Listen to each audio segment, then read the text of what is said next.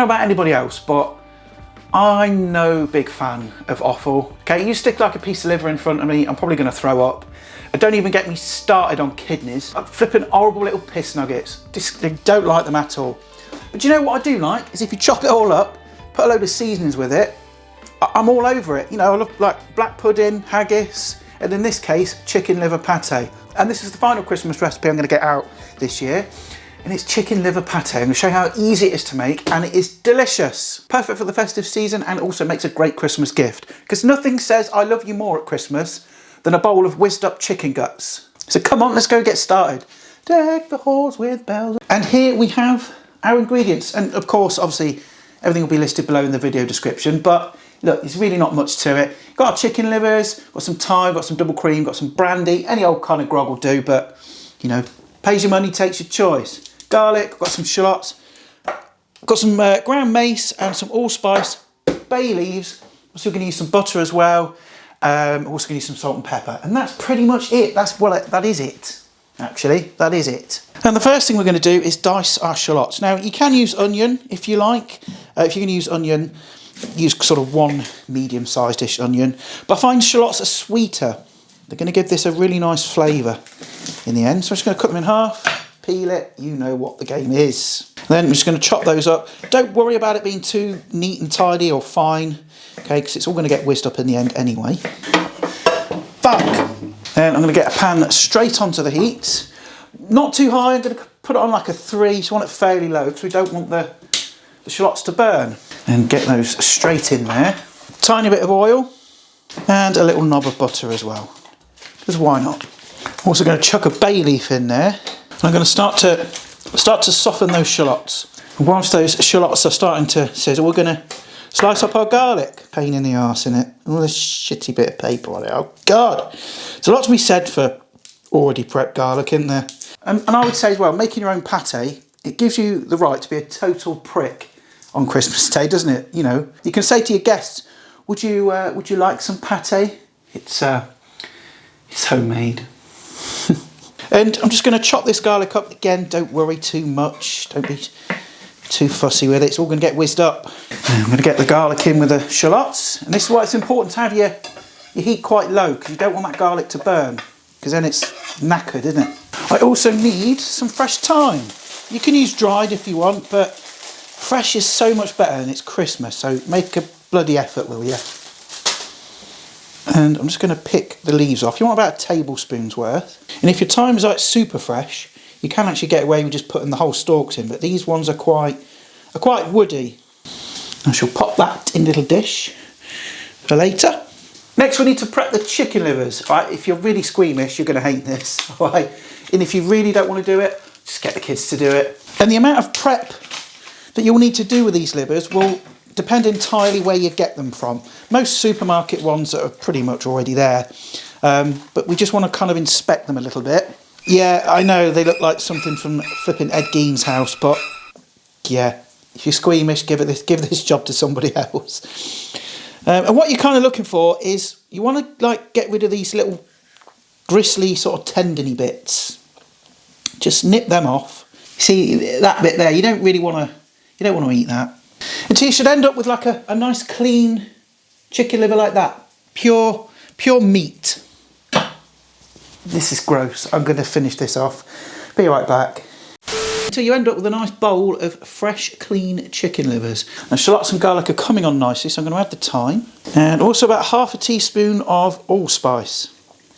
This is just going to give it a nice warm flavour. You don't want to add too much because it is potent shit. Now my shallots are almost there, but what I'm going to do quickly with your chicken livers, just give them a little rinse under a cold tap.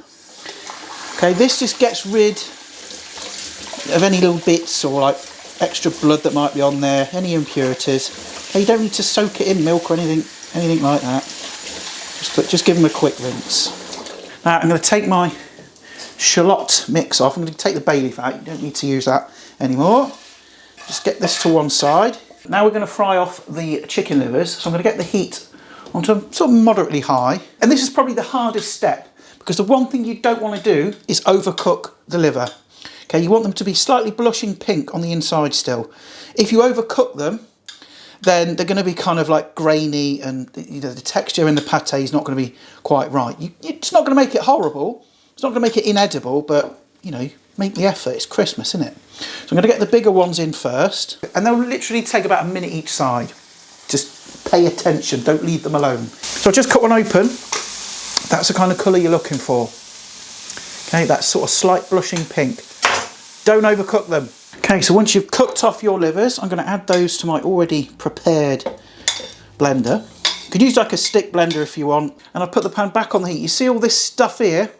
All these caramelised bits, that is flavour. And to that I'm going to add my brandy. Be careful. If you've got like a gas hob, that's going to light up. So just be careful. Then just kind of move that brandy around, scrape up all those bits. Okay, and then add that to your livers. A bit of brandy in there. Your shallots, garlic, all that stuff, get that in. Good twist of black pepper and a little pinch of salt. I'm not going to add too much now. So we're going to season it up as we go.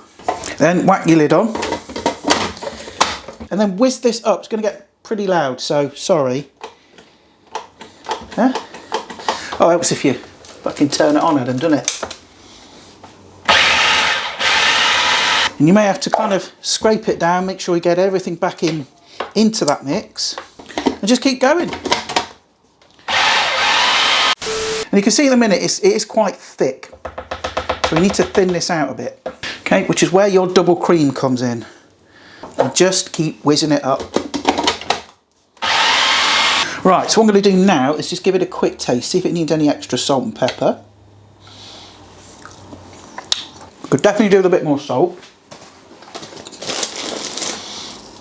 And I'm going to give that a final whiz. And the smoothness of your pâté is going to depend entirely on your blender. I mean, with this, I'm never going to get it like super smooth, but it doesn't really matter. Okay, if you don't mind a bit of texture in there. But I'm going to start spooning this up into my vessels of choice. You could just plot this all in one like bowl if you like. But I'm going to make these look nice and fancy because these are going to be gifts for somebody.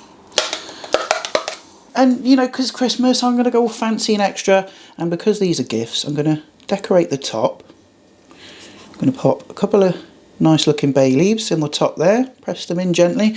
You're obviously not going to eat those. And a little sprig of thyme just in there as well. Now leave those to cool to room temperature.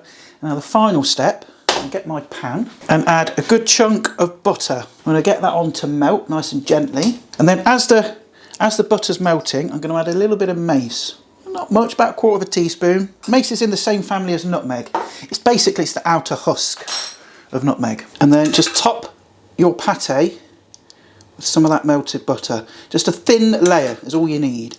And once this sets, it will provide a protective layer, okay, so that your pâté doesn't oxidise. Okay, but you only need a thin layer.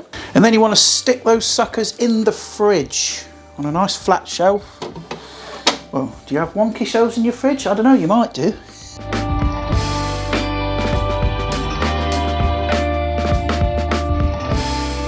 And leaving it in the fridge, what's going to happen is that butter's going to set, and the pâté's going to set and give it a firmer texture, almost like a mousse. You can eat it straight away, but to be honest with you, it is much better if left overnight because it's going to develop that flavour and it's going to be much better. But you can't wait until tomorrow, can you? So here's one I made earlier, well, a couple of days ago actually. I didn't present it as nicely, I just sort of whacked it in a bowl, but it's going to be good. You can see I've already smashed about half of it, but look at the texture. Okay, look at that, it's kind of set. It's not super smooth, but you can see it's almost like a mousse texture, that. Get it in your gob. So much nicer than any shop bought stuff. And you know what's in it. There's no chemicals, no added crap, just good, honest food. Stick that on your dinner table, Christmas Day, some crackers, some toast, whatever you want, and I tell you, your guests are going to love you for it. That is how you make chicken liver pâté. It's flipping easy, isn't it? Toddler could do it. But listen, I'm going to go. But before I do, I want to wish you all a very Merry Christmas. I hope you have a wonderful day. Hope you have lots of love and cheer. No arguments over Monopoly. No unhinged comments from your uncle. I might try and squeeze a live stream in before Christmas, but I'm not sure if I'm going to make it, but I'll try. But if I don't see you before, have a wonderful Christmas and a Happy New Year. I'll see you later. Bye!